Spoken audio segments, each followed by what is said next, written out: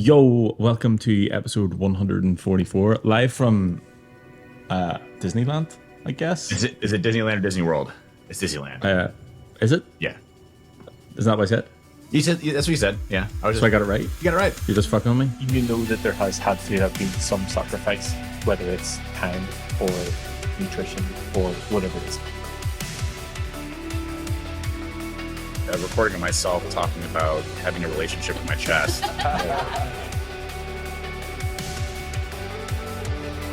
I'm Ben Canning, I'm Dave Kennedy. and this is Hacking Health Podcast. Okay, well, live Were from... you supposed to clap though? Yeah, no, well, we decided not to clap because that's what kept fucking the sound up and you kept disappearing. So we've just when given you Bill... clap, that's what would actually cause the sound to go out? Yeah, Really? Okay. Well, Yeah. So I shouldn't clap. do not clap, no. Okay. Because, what Dill wanted to do... So for anybody who is watching and not listening, we've set Dill up and the camera's here and the microphone's here and I'm just talking to Dave through this because we thought this would be a good idea. And the clap was so that he could sync it properly and it made his life easier. So we've probably just given him like 5 hours additional work to do.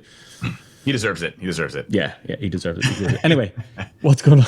What's going on? Well, what's going on with you, man? You're in Disneyland. Have you been riding all the rides, hanging out with Mickey Mouse? You know, getting some some good old Disneyland loving in? I feel it looks like I've got a halo. No, I haven't been doing any of those things. I did see if we could try and get Mickey Mouse down to get a workout in the gym, but we are here for a lifting camp. Actually, I'll talk a little bit on this. I spoke at a conference on Monday, so I was invited by Jason to come and speak at MSP Geek Con, which was an experience in itself. So that's the original reason that I was coming into Orlando in the first place, and I decided off the back of that to tie a lifting camp in. So there's I think 15 total here, which is an infinitely more manageable number than 50. Yeah. So it's a lot more chill. I'll say I'm a lot less prepared, but I mean, I've been able to navigate it, no problem. So yeah, that's what's going on with me. As I said, I spoke on Monday, which was kind of cool. It was funny to sort of, I guess, talk in front of different people who had absolutely no idea what We Hack Health was and sort of tell them that there is a cross between a fitness and an IT community that they could be involved in. I overcame my fear of talking in front of people, which was cool. And I think it went down well. There was lots of positive feedback, positive comments. So did that Monday. A couple of people came in on Tuesday. Everybody else arrived on Wednesday. Today is now Friday, so we spent 2 days in the gym. And I will say that I actually left them in the gym just finishing off. Tyler wanted to do the Murph workout, so they're doing the Murph workout. But I was like, I have to go and record a podcast with Dave here, so you guys finish that off, and I'll see you after. So hopefully they'll be back at some point. What day was it for training? Yesterday we did. So Thomas actually took the powerlifting clinics. We took them through the morning and the afternoon sessions, and then I sort of split them the opposite of that. They did either upper or lower, and then they finished off upper or lower between the groups this morning, and then they finished off with Murph. For anybody who doesn't know, that's run a mile, do 100 pull-ups, 200 push-ups, 300 squats, and then run a mile again. Yeah, you lost me at run a mile. So I'm glad I'm not there. Yeah. I'm not there right now. I was out straight away. But yeah, that's it. Training's done and out of the way. And we're going to hang out by the pool. The Airbnb is a laugh, as you can imagine, by the fucking Disney castle behind me. One of the rooms over here is Star Wars themed. It has a slide from the top bunk down to the bottom bunk. And then the room that's just over here is Frozen themed. It's Elsa. Games room downstairs. So we're going to have some fun here the rest of the day. That's awesome. Yeah, you saw my post yesterday when I went to go to the gym, and I was like, oh, I thought today was a pool day, and it was a push. Well, it actually was supposed to be a pull day, and I got confused on what days it was, but I still did a push day anyway. And so I did a pull day today, and I'll tell you, like, I was in and out within 53 minutes, and I love it. It was perfect. You know, I didn't mess around. You know, able to get my entire workout done, and felt really good. But I will say the extra 300 calories that I'm getting a day is definitely helping, and I still am stable on fluctuation on weight, which is great. So, but I will say to those who are following, you have not done your check-in. You have not sent me your check-in. You're right. I definitely that. I have the photos. I have the measurements. I just haven't uploaded it, which I will do right after this podcast. So you have it. I just don't have it. Pretty much, yeah. That's like me phoning the mechanic and be like, there's something wrong with my car. I have it here. Can you tell me how to fix it? Well, so I will give my rationality. I know it's an excuse. It's 100% an excuse. Like, you know, but you were doing your whole thing over there. I didn't really want to bother you that much. It was a day late. It's definitely my fault day late, but I was actually thinking of you when I didn't submit it last night. So Okay, yeah. Thank you. I also got the super secret package that you sent me. yep. Of what are we on?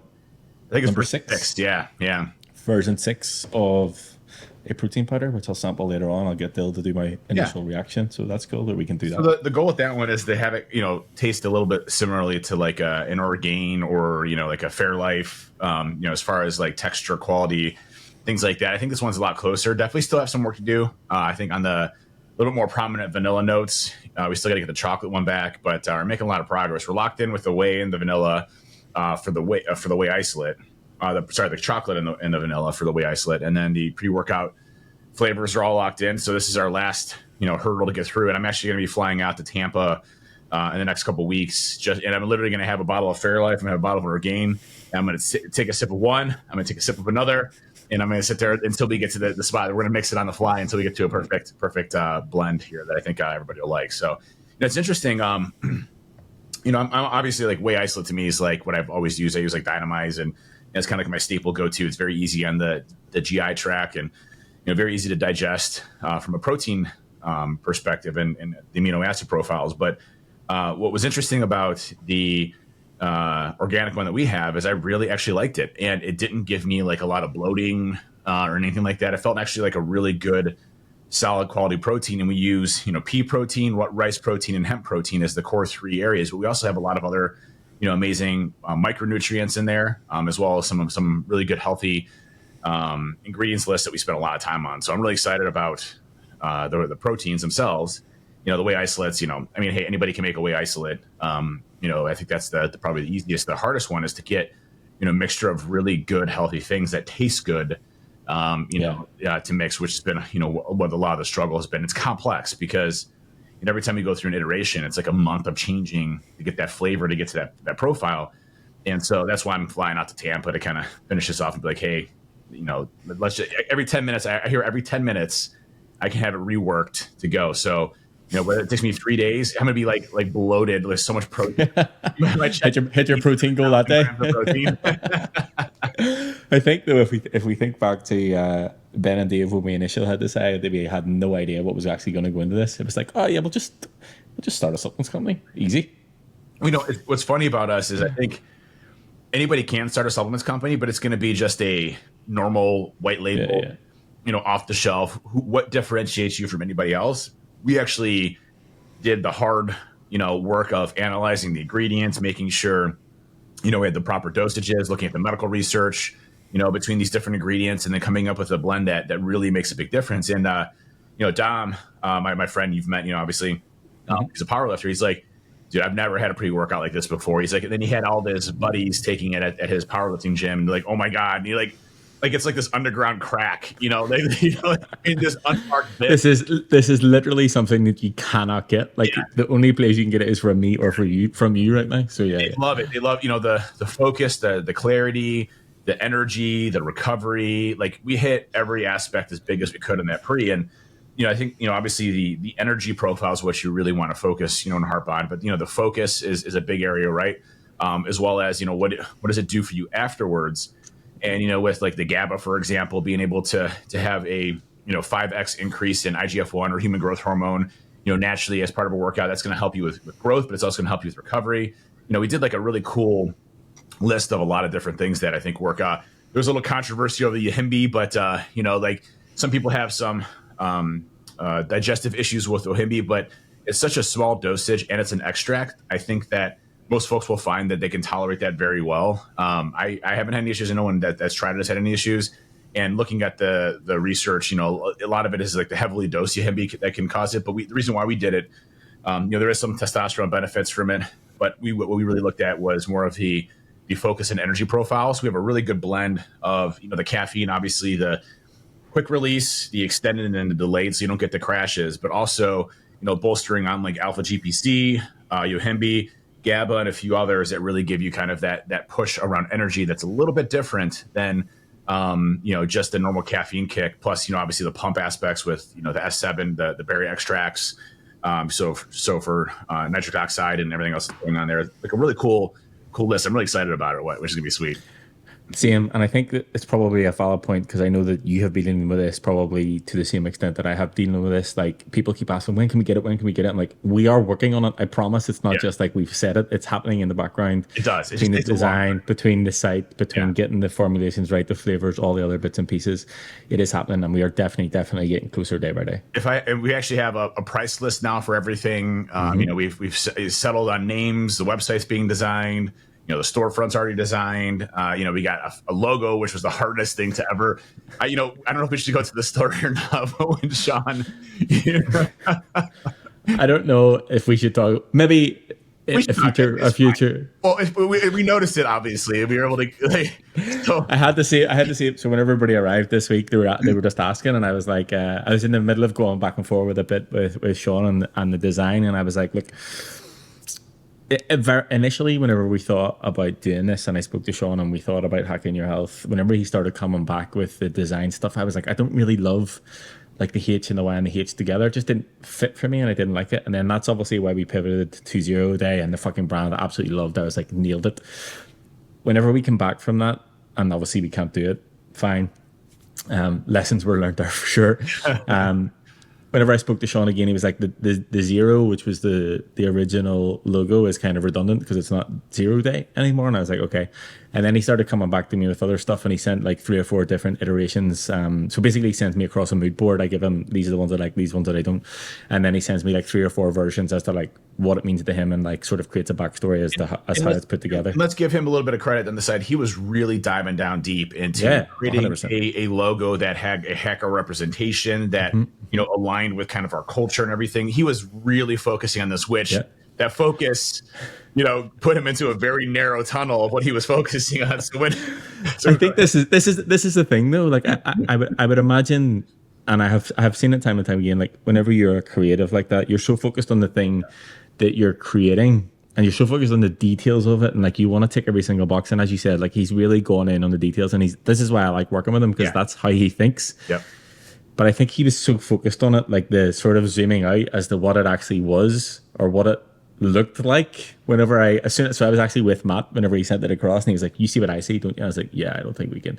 And I sent it to you, I was like, you do see what I see. And then the same thing. First, you didn't say that, you just said, what do you think? Yeah. And I look at it, and I look at my buddy who I'm there with, and I'm like, hey, does this look like what I think it is to you? And then I said it to you, and you're like, yes, this look, and you're like, yeah, we had the same reaction. It looked like a swastika, basically. Yeah. No, it wasn't. It wasn't. But it was definitely swastika adjacent. Like I don't think it. People would have correlated those two, and that's not something that we want to be associated with. To do with that whatsoever.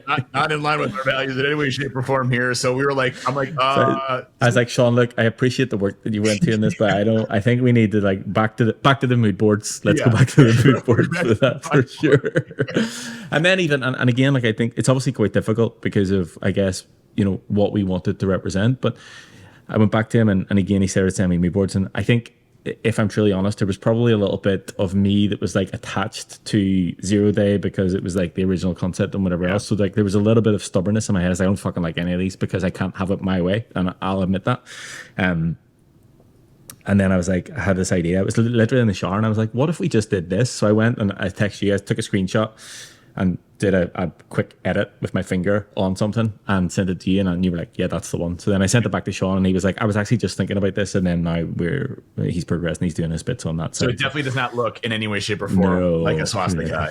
No. And I brought that, I showed the guys and girls here over the past couple of days, and they were like, you can't, like that's definitely, and I'm like, yeah, I know, it's okay. We're not going using that. We're not using that. And you could tell that like some of them didn't want to say, and like in case it was something they were going with, I'm like, no, it's fine. I was talking to my buddy, and I guess you know, like there's actually like studies on this, and you know, people that are super creative, ultra creative, like this happens all the time apparently. Like creative designers, things like that, they create things that look like a swastika, not because they're so focused on, you know, coming up with a logo or design that's specific, and they have it in their head, and they don't think about anything else but that. And and so I guess it happens all the time. But I you know, when I saw it, I was like, oh shit, you know, like we can't use this because we were waiting a long time. He went down a deep rabbit hole. He was in it for weeks, and then when I found the guy, I'm like, oh, finally, I'm like, oh no, we can't do this one. So the new ones look great. It looks great. It's like a 0 for the 0 day, basically, with an H in the middle. It's nice.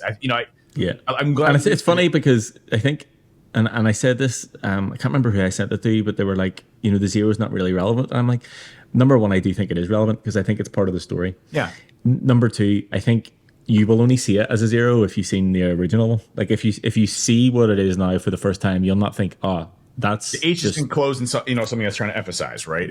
Yeah, exactly. So I think it's all part of the story, and I said this time and time again. Like I think having the zero and having 0 day, it's all part of the story. So yeah, well, we are making progress. I would say about 2 months out, and we should have our products finally released. So, we got the again just flavoring, and then working on the descriptions and the bins and everything. But see, our protein's going to be a 2.5 pound bin, right? So it's a little bit bigger than the smaller size of Dynamize, a little bit smaller than the other size of Dynamize, but I think it's 30 servings, so it's about a month's worth of work. I think it's at 28 grams of protein, which is a little bit more than Dynamize, right? And dissolves just as easy, very easy to digest. Pre-workout, we don't have the serving size for that yet. I think Jess is getting us those either today or tomorrow, but we should have the serving sizes for that. The original one she sent us was massive. It was like 80 serving drum. I'm like, this is kind of nice, but I don't know if we need to get that big into that, big size. But, and then price point wise, we're going to be pretty much in line with the market, which is great. So, what's great is we were able to use some really premium products. And because of past, some relationships that I have with, these folks that we're working with and things like that, we're able to get some really good pricing, I think, for it and be able to move from there. So it'll be interesting to see how it goes. But obviously, hopefully everybody here listens, enjoys it, and gets to use it as their kind of staple. I will be honest with you. So Erin is extremely picky on pre-workouts, and she will only do the Alpha Lion Grape and the Alpha Lion Peach Punisher, and she has completely switched over to ours. Like she loves ours, and she actually gets. This is obviously not scientific research based, but when you go to Orange Theory, you have what are called splat points. And splat points are how hard you basically been pushing yourself based on your heart rate. So your heart rate elevation, whether you're in zone 1 through zone 4. And, when you're in the zone 3, zone 4 areas where your heart rate is elevated, you get, you're then considered. So there's like a gray zone, there's a green zone, then there's, like a yellow zone, and then orange and then red, right? Orange and red is when you get splat points. So every minute that you're in the orange and red zone, you get a splat point. And she normally is around the 15 to 16 splat point range. So she's in an elevated heart rate zone for 15 to 16 minutes, right? When she takes our pre-workout, she's in an elevated zone 3 to zone 4 from like 22 to 25. So nice. Substantial increase in performance and elevation of energy as she's gone through and doing it. So she loves it because one, she gets, she's like, wow, I feel like super energetic in this, as I'm going through it. And two, I don't get the crashes that I do with Alpha Lion because Alpha Lion, I'll get tired afterwards and I'll get the crashes. She's like, I don't get that at all. So, not obviously not scientific evidence, but, from a personal life perspective and just use, definitely notice the difference. And again, what we heard from Dom and everybody else, what I feel when I'm on it, everybody we shared it with, really, really enjoys it. So I think it's going to be, one that people can really use as a staple. And, what's great about how we're doing this is that we can always change it up and make enhancements, subtract things, add things, make it better. So, this is, version 1, who's to say we're not going to have a version 1.1 or a version 2 or, whatever it ends up coming being, or new flavors. Obviously, we've already talked about doing different flavors. And then our next line that we're already starting to work on is a nootropic. So, very low stimulant, a little bit of caffeine. And then also, things like L-theanine and just think GABA again, things that will help you with concentration and focus. To give you some of that non-stim type stuff, maybe we don't do any caffeine in it because you can just get caffeine easily, and we just do a non-stim, focus and energy use. So for people that want to do a pre-workout non-stim, we could do that. Yeah, and I mean, not that I'm not excited about the rest, but this is something that I have experimented heavily with in terms of nootropics and focus and what works for me in terms of getting shit done. And again, just even knowing the conversations that I have specifically with clients and sort of what they struggle with, it's like energy, focus, and yes, okay, we can do all of the stuff that we can do from a training perspective, managing nutrition, and we do improve that. But you know what it's like whenever you have to really focus on a project for X amount of time and you really need to double down. Like that's whenever I'll be like, okay, right, I need, something to help me with this. And that's obviously, as you said, it's the next thing. I know that we're like, we need to tick these things off first, but I'm like, right, okay, well, what do we need to add to this, and what flavors are we going to have for that? What are we going to call that? Yeah, it'd be fun though. I mean, obviously this is our first foray into anything that we've actually productized and manufactured and had to distribute and all this other stuff, and it's been a fun ride, Mm-hmm. I was laughing with everybody last night. I was like, I'm going to create parody accounts for you on Twitter: Supplement Dave, Training Dave, Lifting Dave, Lifting Dave. Hey, I would tell you. So today's topic. Well, last thing I wanted to say. We're going to Airsoft today, of course, and of course, every weekend. But what's interesting is I noticed that when I'm at Airsoft, so when I do hit training, at Orange Theory, I usually have like a 10 to 12 strain. Like when I do Airsoft, it's like a 12 to 15 strain. There's multiple. Are you taking pre-workout before going to Airsoft? I do actually take pre-workout before I go to Airsoft. So. Dude, this last I'll have to send you a video. The camera angle really sucks because I had it kind of tilted a little bit. I'll fix that today. But I literally was sprinting around the map, murdering everybody, and it got to the point where I'm like shooting sideways and going around corners and flanking and killing people.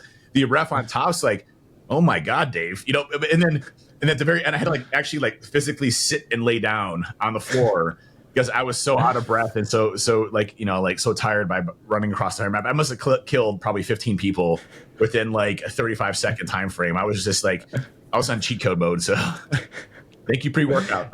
Do you sit and watch old videos of Airsoft play-by-play to learn new tactics? Is that what you're doing, setting up late at night and shit now? Not really. I'm not a person that so Gavin will play Apex, for example, and he goes to the training center and practices moves and slides and things like that.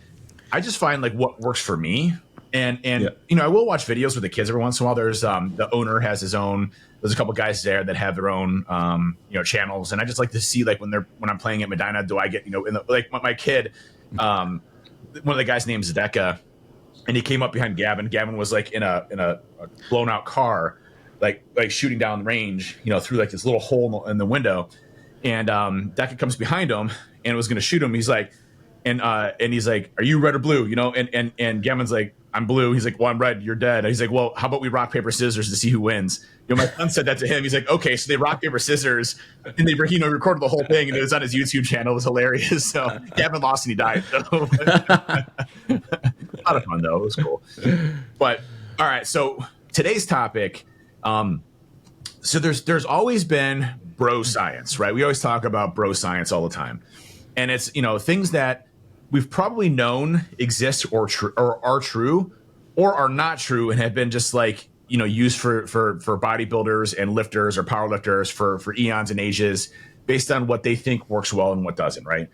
And what we're starting to find is a very good convergence of data studies that are focused on weightlifting, powerlifting, building muscle, most effective methods for building muscle, endurance, and also, things like living longer and everything else, right? The whole longevity market is just exploding right now with how to live longer and different studies that do it. In fact, there was a study that came out recently that kind of blew my mind a little bit. And it's we've promoted fish oil so much on here. I feel bad even talking about it. But there's a new study that came out that showed using supplementation of fish oils may increase your risk of cardiovascular disease. Not preventing, but again, this we know all it. First of all, I wouldn't go off of this study as of yet. It's one of those things where it's still it was a smaller. Well, it was actually a really large study, but it was one of those ones that it's the interpretation is different. So I'll read this to you really quick.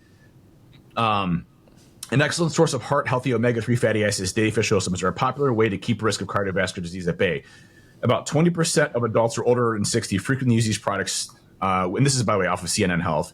However, a new study finds regular use of fish oil supplements may increase, not reduce, the risk of first-time stroke and atrial fibrillation among people in good cardiovascular health. Atrial fibrillation are called AFib, which is actually what I had. I had surgery to get rid of it. I had heart surgery to get rid of my AFib. Is an irregular heartbeat that people often describe as a flutter or pounding in the chest, and that's exactly what happens. I'd get this flutter. I'd feel my heart feel like it's skipping a beat, and then my heart would just race a million miles an hour. It's basically a short circuit in the heart, and I would just start sweating profusely. I'd have like no energy. I'd literally feel like I was like fainting. I'd actually pass out. I remember when I first got diagnosed with it, they put a heart monitor on me, and it was like this BlackBerry, back in the day. And this BlackBerry would send my heart readings, real-time heart monitor readings, to a doctor that would interpret it real time. And I was just having a bowl of cereal, and all of a sudden I feel a flutter, and then my heart shoots up to a million miles an hour. I'm like about ready to pass out. I'm hitting the button of, hey, I'm having an event. And they call me like, hey, are you currently running like extremely hard right now, or like doing some massive cardiovascular work? I'm like, nope, sitting here eating some cereal. They're like, yeah, you need to go to the hospital. And luckily, when I went to the hospital, if you're having heart and chest pain, and obviously you have a heart monitor, they put you right in the front of the line. And I don't know if I've told this story before, but it's a funny one. It was like, I think I might have died, because like I went in there and there's like 5 like beautiful nurses that are like ripping my clothes off, and my wife's right there. I'm like, Aaron, what's going on? And it was a joke. It was just totally a joke. But they were able to catch my AFib right on there, and that's when I got diagnosed with it. And that's when they're like, hey, you could take this medicine for the rest of your life. Potentially, it has a chance of short circuiting your heart completely, and you die instantly, or we can do the surgery. And I'm like, yeah, I'll take the surgery, I guess. Let's go with the surgery, please. Yeah. So I was able to get it corrected, which was great. And I haven't had any issues since then. It fixed the issue before. But anyways, so I can see the headline for this study as fish oil supplements. Is it time to dump them or not? Said cardiologist Dr. Andrew Freeman, director of cardiovascular prevention and wellness at National Jewish Health in Denver. I say that because over-the-counter fish oil is very seldom recommended, is in none of the guidelines from professional medical societies, and yet what most people take. The study analyzed over 450,000 people aged 40 to 60. Nearly 1/3 of those people who followed for an average of 12 years said they regularly use fish oil supplements. The people without heart disease regularly use fish oil supplements was associated with a 13% higher risk of developing atrial fibrillation and a 5% heightened risk of stroke, according to the study. Over-the-counter fish oil suffers from a lack of purity and consistency, as well as the potential contaminants of heavy metals such as mercury and fish. Freeman said. Now, so that's I think what you need to look at right there is that, are they using quality sourced fish oil? Mm-hmm. And that's a major important one. So the fish oil that I use is actually prescribed by my doctors, and it's a fish oil extract. The esters of the fish oil, so the EPA and DHA, which I know are going to be high quality fish oils, right? But I recommend, if you're doing fish oils, go through like Thorne or some of the really well-known, supplement brands, and it has to go through. There's a fish oil like accrediting body that goes through and samples the fish oil supplements to make sure it's certified by them. I can't remember the name offhand, but you'll see if you look up fish oil accreditations, it'll come up. But the last comment I want to rein this, but even in the prescription strength, highly purified version of fish oil, risk of AFib and sometimes stroke has been present, and doctors are cautious about that. Overall, I would say the days where people just go to the store and buy buckets of fish oil pills to keep them well should be over, but fish oil may still have a role for people who are already sick. So take that for what it is. Obviously, very large data study. So is fish oil everything it was said to be? Now, I go back to Dr. Rhonda Patrick, who had studies on fish oil supplementation and showed a drastic decrease in cancer risk by leveraging fish oil, and a drastic decrease in all-cause mortality based on the data studies. Like, there was a study that I mentioned this before on the podcast, that if you're a smoker and take fish oil, and you're a non-smoker not taking fish oil, the people that were smoking and taking fish oil will live longer. And so, you have to read these studies in a lot of different ways. Like if you're predisposed, I think, to heart conditions, maybe crappy fish oil supplements aren't the best route to go. I would look at hey, is this good for me? It's always been good for joint lubrication, brain development, cardiovascular health, reduced cancer risks. All of these things that fish oil does provide. I would, again, take it with a grain of salt and look at what's best for you and what you want to do it. I will still continue to be using fish oil until there's more data studies that show the direct cause of why that would be. They don't know why. So until you know that, until you know the contaminants, until you know where they're getting the stuff from, that's where you really have to, I think, lie it. Yeah, I think that the point on that is getting the quality products, because I think even with supplements specifically, like, yes, you can go and get any sort of insert, whatever the fucking thing is, but is it more beneficial to take less supplements and take better quality of those ones, not just take things for the sake of taking them, but actually have a look as to like, okay, what are the things that are actually going to improve, whether it's literally blood work or quality of life or how you think, how you feel, like whatever it is, and think about, okay, these are the ones that I'm willing to spend the additional money on, because like you said, if it's a shitty quality fish oil, then you're better just not taking it at all if you're not going to, find the one or spend the money on the one that's going to be like slightly better. Yep, exactly. So again, this wasn't the point of today's topic. I just want to talk about some data studies that continue to come out. And the main one that came out that I thought was really interesting, because it was always been known from like a bro science perspective. And we know this to some extent based on fast twitch and slow twitch fibers within our bodies. But there's a new study that came out, and what the study shows, and this is what we've always kind of talked about on the podcast, is that strength training can be very different based on the goals that you have, and how you lift dictates both size and strength. And we've talked about that in rep ranges, right? So if you're doing lower rep ranges for heavier weights, you will shoot up in strength. That's just kind of a known entity. I mean, look at powerlifters. Look at, Anatoly that walks into, pretends to be a janitor and lifts, a 600-pound deadlift with no problem. And he looks like a little twig, right?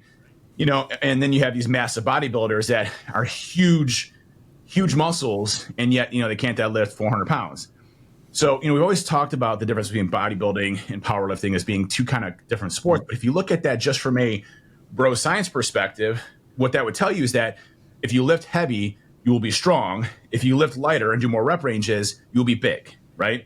And there's definitely blends and mixtures and different ways of doing things, right? But, the science has never really validated that before. It's never said, hey, if you stick within a 3 to 7 rep range, you're going to be stronger. But if you do 7 to 15, you're going to be bigger, right? And so there's a new study that came out for the International Journal of Exercise and Science that basically validated what we thought was true, right? That, the lower rep range, the higher intensity and higher weight will cause you to get stronger, but not necessarily increase the size of the muscle. And the more rep ranges and higher volume will increase your muscle size, but not necessarily the strength. Now, that's always been the rubbing point for a lot of folks, is that the strength, you would say it'd be both, right? It would be a little, maybe a little bit more strength, but not as much as you were doing powerlifting. But what it's actually showing is that the size is definitely impacted, but not necessarily the strength itself. Now, listen, if you're lifting heavy weights and you're going to failure, your muscles are going to have to rebuild and get stronger, right? But if you're doing, 30 to 40 rep range, exercises, which sounds fucking miserable, by the way.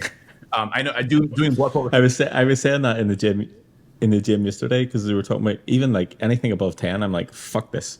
Like, I'm just like, this is too many. Like, I start to lose count and interest in whatever I'm doing. So like thinking about 30 and 40 is like absolutely insanity. And I guess if I think about what you're saying here specifically, lower rep ranges, higher weight will make you stronger. Higher rep ranges, lower weight, we're talking about increased size of muscle mass. So number one, obviously, establish what it is that you want from, like, what's the goal of your training? What's the goal of the exercise? Is it to be stronger? Is it to be bigger, or both? And I think if we break it down to something that would make sense would be, say, for example, you lift 300 pounds and you do it for 10 reps. You can obviously go on to these like 1 rep max calculators, and they will give you, what your 1 rep max will be for that lift based on your ability to lift a certain weight at a certain amount of reps, which is fine. But the reality of actually lifting that fucking weight is much different than being able to do 10 reps at 300 pounds. So like, you have to, if you want to be able to lift heavy, you have to lift heavy weights. It's not like if I train for a year and I train through 10 to 15 rep range, and then I go, okay, right, this calculator says that my 1 rep max should be this. If I've never lifted anywhere near that weight, there's absolutely zero chance that my body is going to be able to do it, regardless of what the calculator says, or if your training's not in line with that and your training's not focused on strength, regardless of what the calculator is or regardless of what it is, you're not going to be able to lift that weight. And you'll find this even with whenever you get to like all-time PRs, like whenever you're starting to go into like ranges of weight that you've never been before, you'll notice your body just responds a little bit differently because it's under a completely new strain and stress. If you think about, even dumbbell bench press, because obviously that's always my go-to. Whenever I started going to, 120 pounds, 125 pounds, even 130 pounds. It's not that far from what I was doing in terms of even 115. But my body's like, what the fuck is going on here? Like, it's a completely different feeling. And it takes maybe 2 or 3 times of actually holding the weight and getting a feel for the weight to your body. Like, okay, right, I can actually manage this. So it's not just about what the numbers say. It's like your body actually needs to get it adjusted to be able to actually manage and handle the weight specifically. Yeah. And I mean, you look at training, I mean, doing heavy weights requires a lot more muscle activations, a lot more strain, a lot more stress on your body. Like, I remember when I finally hit 600 pounds, like my body was like breaking down. It was like, I would like to just say as well, there's a challenger on you on this. Okay. And he's here right now. Well, he's not sat with me right now, but he is in Orlando at the minute. And actually what we're going to do, and I know that you haven't committed to come to the Belfast event, yes, but this might sort of tip you over the edge. Rogue have a lifting challenge, essentially. So like 1,000-pound club, 1,200-pound club. And they have a very strict set of rules that you have to follow for your submission. It needs to be like a continuous streamed video. You need to weigh the plates. It needs to be from every different angle. So we were talking about this over the past couple of days. And I was like, at the Belfast event, we could set this up. So we could set up that, they'll obviously be there. We'll have the cameras set up and everybody can sort of for anybody who wants to do it, can put their submissions in to be in the 1,000-pound club or the 1,200-pound club or whatever it might be. And obviously, well, hopefully I'll have the facility to be able to do that, to be able to add in. So I think it'd be cool to do, just to sort of see where everybody's at, because if it needs to be such a specific setup, then we might as well all try and do it together. So you may have a challenge on your hands. Just saying. Well, I could definitely hit the 1,000-pound club. Was it a 2,000-pound club or 1,200? 1,200. I was like 2,000. There's no way. 1,200. Let's see. 5, 6, 7, 8, 9, 10, 11, 12. I can get to 1,200. Yeah. We've got about 3.5 months. Because right now I can currently do 550. I can't do 600. I can do a 405 squat. And then I could do a 300-pound bench press. So, I mean, I think I got it. Okay. It's not just 12. Like if you go on the site there now, like it's not just 1,200. Obviously, you go up. Like there's probably 1,400, 1,500. Yeah. And it's funny because obviously we always laugh. Anybody will do anything for a free T-shirt, and obviously what you get is a free T-shirt. So I think it'd be cool. Like that's what we're going to aim to do for the Belfast event. So you may need to. So traditional squats, I can do. Well, my PR is 505. There's no way I'd hit that right now, but I could do. Well, that's I could probably do 3.5 months of training. Yeah. Okay. Well, I might have to do that. I'll have to adjust our training. Yeah. And it's exactly in line with the conversation we're having. We're going to have to switch the training from like high reps. So it's funny you mentioned that. We're going to have to focus on strength. When I was training for strength, I was doing 2 extremely heavy lifts a week on deadlifts, right? And my strength went up. When I don't train like that, and let's just say I do 1 more for volume, which I'm still, going up in strength a bit, but not much. My strength definitely does not increase nearly as much as it did when I was, doing the lower rep ranges of like, 2 to 5, lifted really, really heavy. Right. And, we've known this, I think, from the bro science side, but to have the study that shows that it's nominal or not much increase in strength when you're doing more of the volume, it makes perfect sense. Our bigger muscles are used for endurance, right? It's used to be able to conduct a task for a long period of time. And if we don't have that, then our bodies, this is so fascinating to me. Our bodies adapt to however we need to be for whatever task we're doing on a regular basis. So if we're long distance runners, well, we're going to be relatively lean and be able to sprint for long distances because that's what our body needs from us. If we're weightlifters, powerlifting, we're doing heavy things. Well, the strength is going to increase, but maybe not going to have the size for it. If we're continuously swinging an axe and building homes and things like that, well, our size of our muscles have to grow because we're continuously having to put a lot of endurance into our muscles to do a task that is heavy, heavy rep oriented type of thing. So our body adapts based off of whatever is needed based on the scenarios. And that's why I've always preferred the, what they call powerlifting and then bodybuilding. So Power building. Power building. Thank you. I escaped there for a second. I always enjoyed power building because it was a mixture of, strength and size, which I think is a good ecosystem of balance because you're able to do both of them. With the training I've been doing lately, it's been more so, it's a combination of both. So we have one, what I really like, and I'll say this again, thank you so much for the programming because it's been awesome. I really love the training block. Every time I go there, I'm like, this is smart how he's doing this.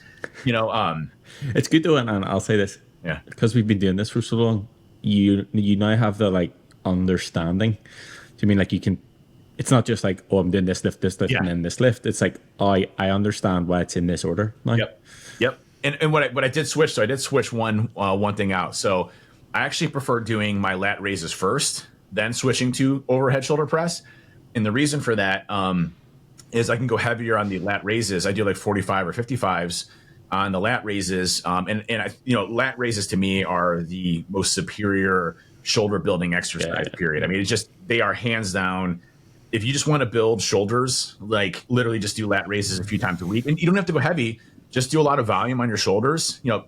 Do 4 or 5, 3 sets of 20, 4 sets of 20 till failure. 3 or 4 times a week, and you will have bolder shoulders. No question. Well, I'll say that like whenever you programmed for me, was it the end of last year? Yeah, end of last year, and you said at the end of every session, I want you to do 4 sets of 15 lateral raises, and I have continued to do that. Yeah.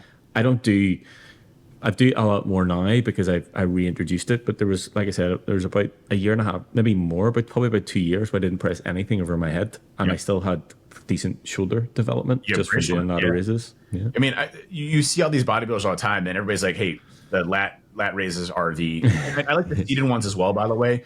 So I'll switch between seated and standing. I'll do standing more so when I'm already fatigued that I have to go lighter weights.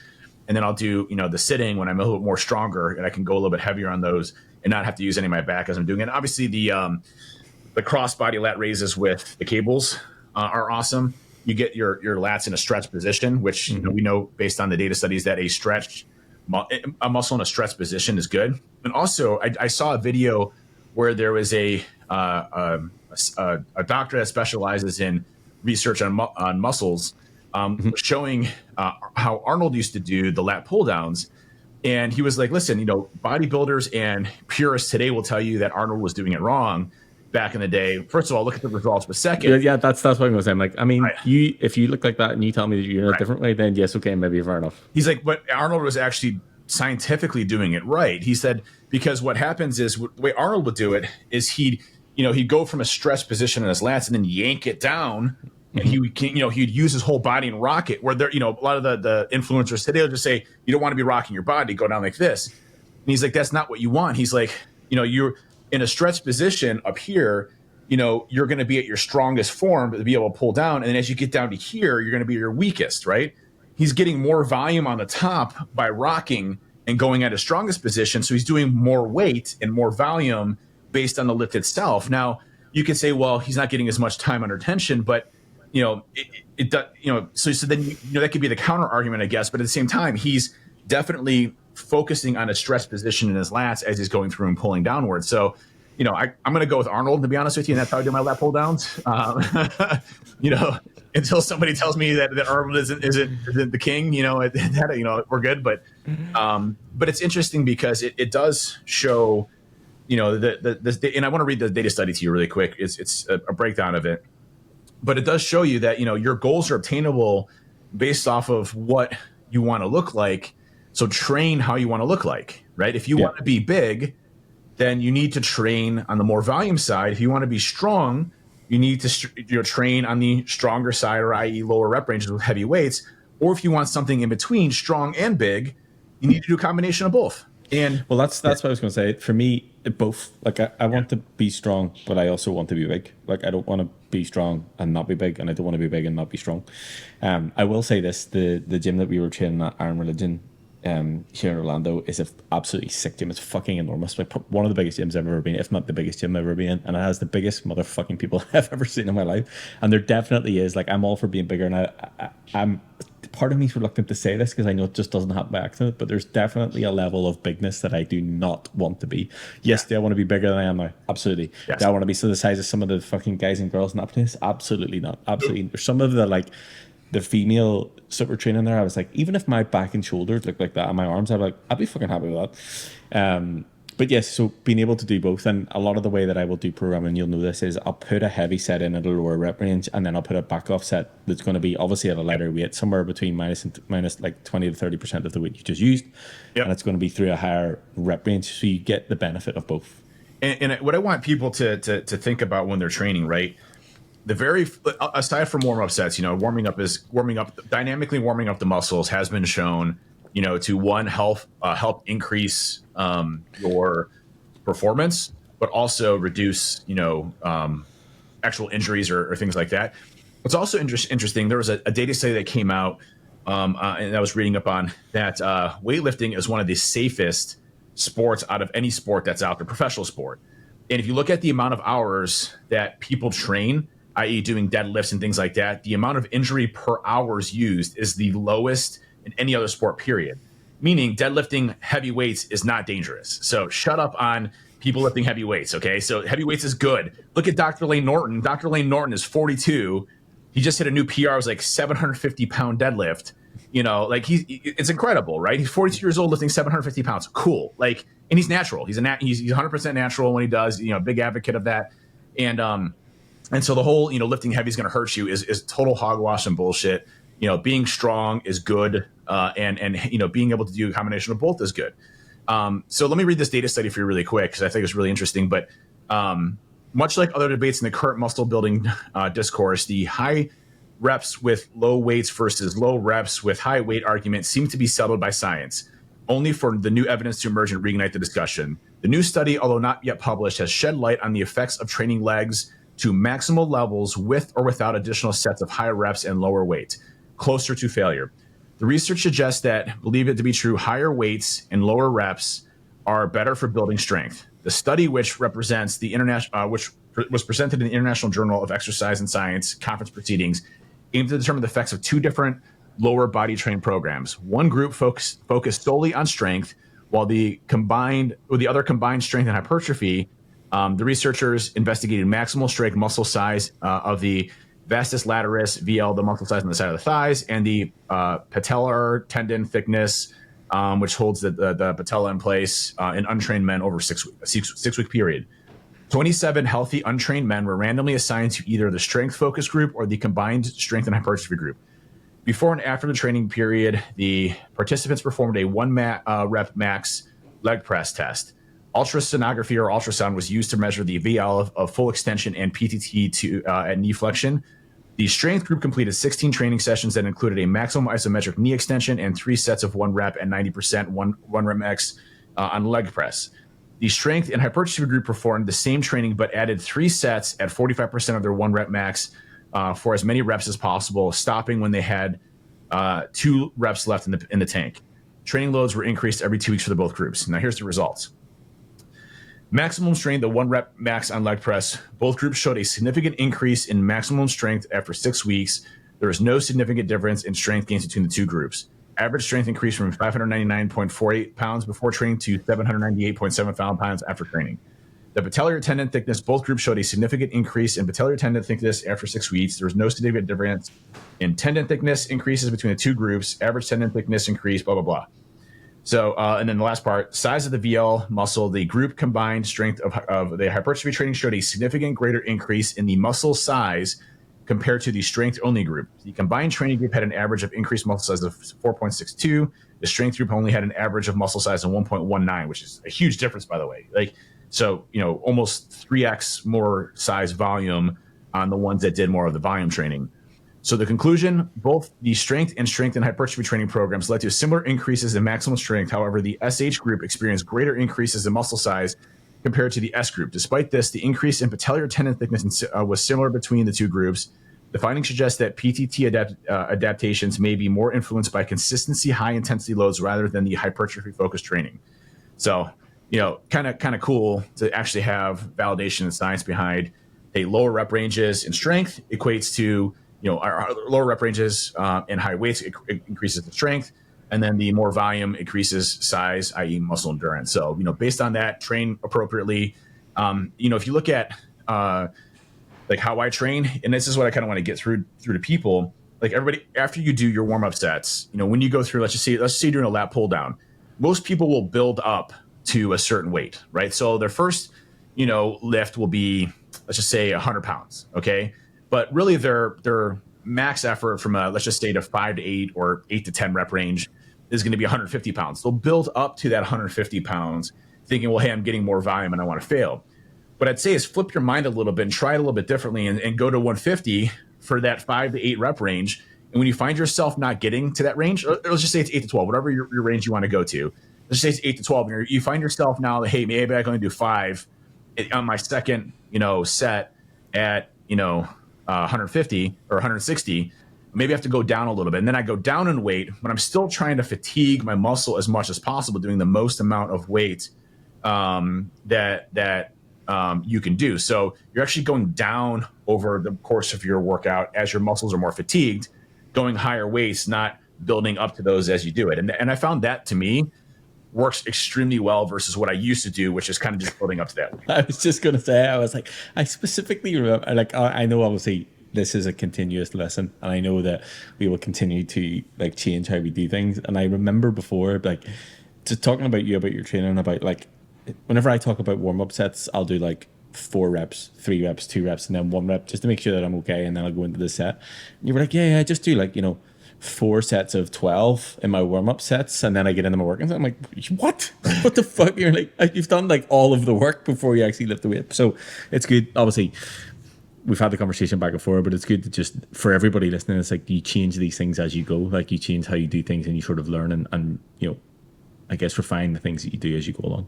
Yeah And it's, you know, it's all what works best for you, you know. But if you think about trying to maximize either strength or size, you want to try to fatigue your muscle as much as possible, getting as close to failure as possible. And the way that you do that is not by building up. You know, again, you could just continue to knock out reps and it's going to take forever. But why not fatigue the living hell out of your muscles very early on? You know, that's, you know, Jay Cutler would always talk about how he would never do squats first. 1, he didn't want an ego lift. And 2, he found that he could get much better workout when on his quads when his muscles were already fatigued. So he would start off with leg extensions, then go to like the leg press or hack squat. Then he'd finish up with you know, an actual squat. And he's probably only doing 50% of the weight now because his muscles are already toast from the leg extensions or the hack squats or everything else that he's doing, right? So you want to think about it as a progressional downward slope of weight, not upward slope. That's why when you start, let's just say if you're doing powerlifting, you don't start off with leg extensions and everything else. You go right to, you know, lifting a deadlift or a squat, whatever you're trying to do to build up that strength, right? You know, you're trying to get as much weight in as possible and load at a higher weight. And then as your muscle fatigue continue to burn down, like today is a good example. I was, you know, at the very end of my workout, I get biceps in, right? So I do, you know, I was doing a full body pull, and which was supposed to be pushed today. And then I was supposed to, you know, but as I'm doing my bicep curls, you know, I start off at a very heavy weight that I can only do 8 to 10 from a rep range perspective. You know, the second set if I'm doing 10, I may only get, you know, 8 or 9 that second one. And then I might drop down a little bit in weight so I can crank out 10 to 12 or, you know, 8 to 10, whatever I'm trying to do from a rep range perspective. But I'm going gradually down in weight because my muscles are fatigued. My last set, you know, today I did preacher curls, right? Start off with preacher curls. Then I went to the bicep pull downs. I love those. Oh man, those are great. Mm-hmm. And then, you know, it's going to seem more of like a hammer curl. It's Mike Menster's favorite bicep workout, I guess. And then I went to, you know, tonal with, you know, the things behind me, you know, at a position, in a position. Yep. And then I, you know, did those, but my third set, my muscles were toast. I was only going like 20 pounds, but I would use eccentric mode. So it would, you know, cause on the eccentric portion higher weights. So, you know, my muscles are already toast. So like I was basically 20 pounds, I went down to 18, I went down to 15, and I was done. Right. So again, starting up from high, going down to low, it's kind of a ramp up period. Yeah. And I think just to go back to what you're saying about Jay Cutler, I think that's an important point to note. His goal was not to be strong as fuck in his squat. His goal was to get as big as he possibly could in the safest way possible. So it's a lot safer to put more volume and more load through your body in a leg extension than it is in a squat. But obviously, if you're talking about a power lifter, their goal is to get as strong as possible in that specific lift. So that is exactly the example of doing it in the order that you do it in, based on what your goals are on the other side of it. Yep. Well, that's it. That was a good podcast. I just want to say as well, so obviously we're here in Orlando. We sat and we watched the after movie for Phoenix, which I will release. So this is going to go out on Tuesday, which is, I think, what is this on Tuesday? 28th on Tuesday. So I think next Friday is the 31st. So I'm going to have it uploaded for YouTube on the 31st for anybody to watch. It was cool to sit and watch it with everybody and get their reactions of it. And I think it's perfectly encapsulates the story of what the fuck lifting camp is and what We Hack Health is. It is longer than normal. It's just slightly over an hour, which I realize is a commitment for a lot of people. But I would say if you are interested in what the fuck goes on here and the stories that sort of come out of it, it is definitely worth a watch. So it'll be live, let's say 1 p.m. Eastern on Friday the 31st. Okay, I'll send it to you beforehand. Yeah, but I say, like, you've already like showed it to like half the Hack Your Health. No. Everybody who's here, is there any people who've seen it? Adam has seen it before earlier as well. Adam saw it because he helped me plan the event. So,